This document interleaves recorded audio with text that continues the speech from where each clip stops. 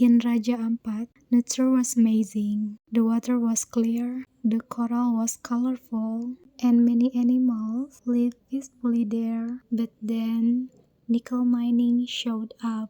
Hills were cut open, trees disappeared, and the sea turned muddy. People were upset because such a beautiful place was being damaged for profit. The destruction brought trouble.